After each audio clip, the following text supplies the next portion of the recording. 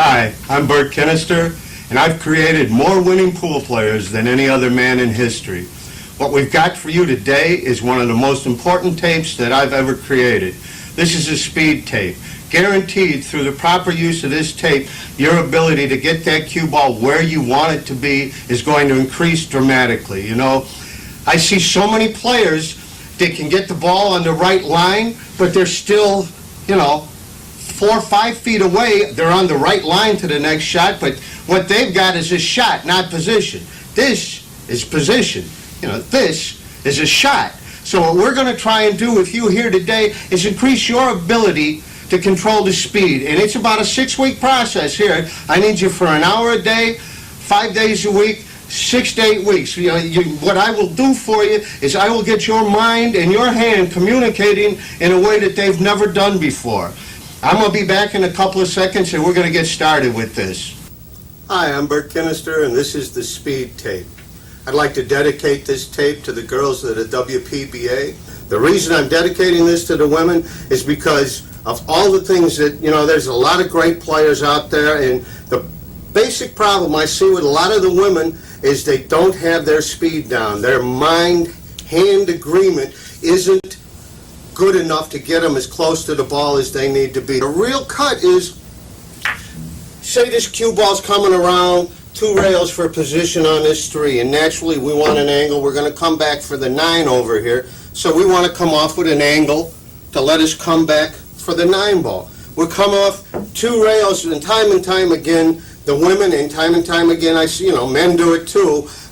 There's more women pros that have trouble with speed than men, and it's the cut with the men. If you watch them, the men that come off 2 rails, they're on the right angle, they've seen the patterns, and what they've done is they want to be on the angle, they want to be on the pattern, and the last thing they do, they imprint coming off this rail at the right spot in their mind. Now they've come off the rail, and here they are. They got the perfect angle to get back here on the 9 ball. What's the matter with this? If Johnny Archer had shot it, what you got here, if Johnny Archer had shot, he'd be here. Ladies and gentlemen, that's position. Boys and girls, friends and neighbors, this is a shot. Why was Mosconi so good? He got closer to the next ball than any of the other players. The top players are the ones that it's easy to get on the right angles. It's easy to see the right patterns. It's difficult to get closer to the next ball and still maintain that angle, and that's what it is. If you watch the old guys or the new guys, you'll see that the guys that get closer to their next shot are the ones that are consistently the winners because they don't have difficult shots. What have they done? They've played enough that their mind-hand agreement is much more in tune with it. A trick is to imprint. The last thing you imprint is where you really want to be. When you look over there and you see the rail where you want to come off, boom, and you hit the rail, and there you are, 2 inches off the rail where you want to come off. This hasn't done you as much good as if you had imprinted this spot where it would do you good. You look, the last place that you look is where you want to be.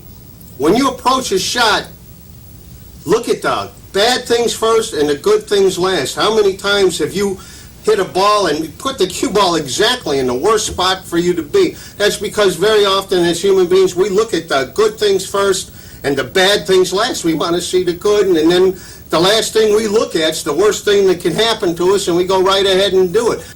I'll be back in just a second and we'll start the exercise.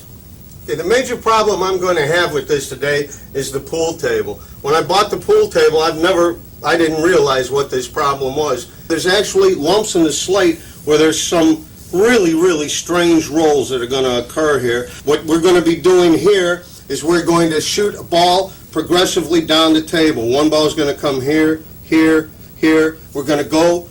This just depends on your speed too. If you consider yourself a C player, I want you to use 6 balls. If you consider yourself a B player, I want you to use 8 balls. If you think you're if you consider yourself a B player, I want you to use 8 balls. If you consider yourself an A player, I want you to use 10.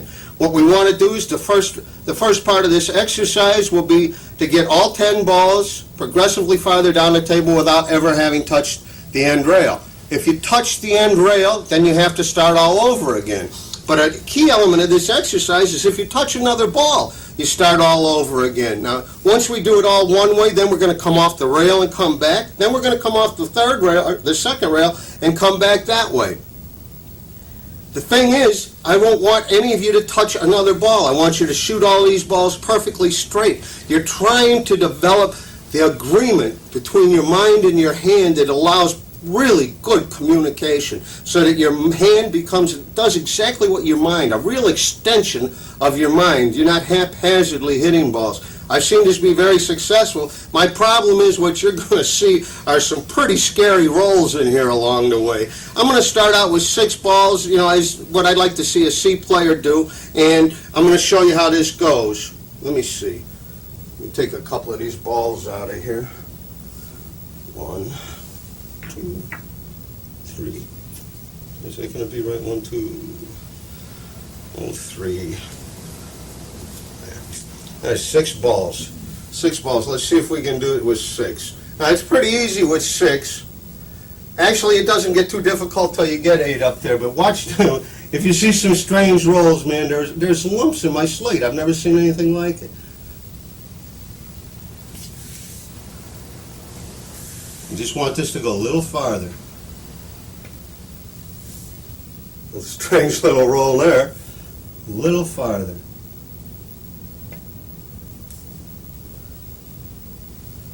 A little farther.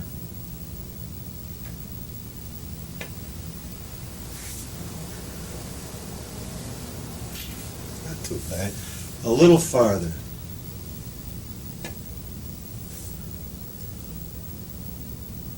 Okay, and a little farther.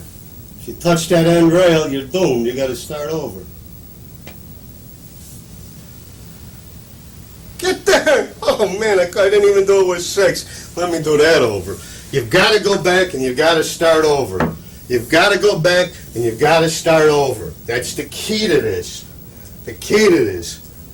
You can work this with a partner, but the intensity that develops when you're really starting to do this, I enjoy doing these things alone more than I do with a partner. But it's a lot of fun to do with a partner, too. I double hit that ball. That brings up a nice thing.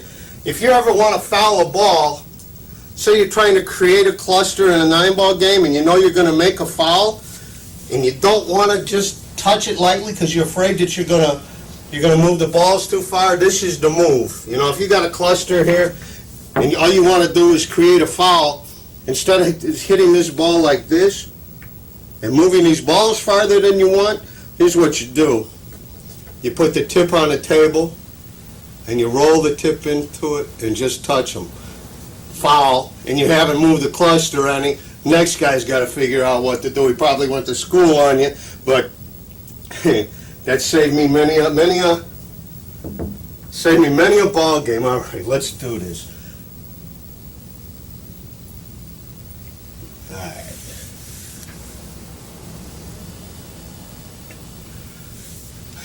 Strange little roll there. Oh, whoa.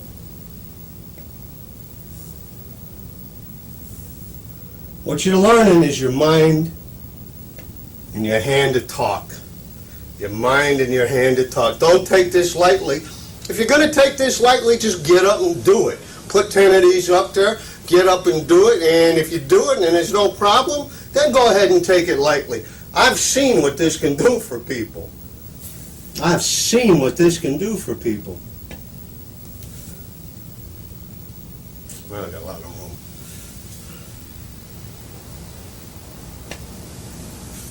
All right. We did it with 6. We're going to move up and do it with 8. We're going to move up and do it with 8.